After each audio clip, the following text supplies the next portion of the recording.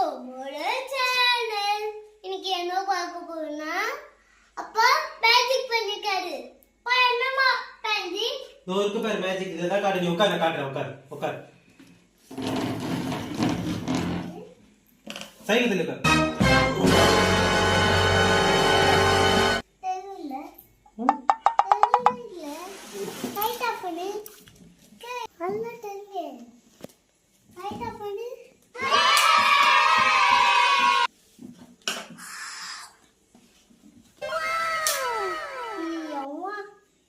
இது வடிக்கணும் பட்டல இல்ல சான்ஸ் இல்ல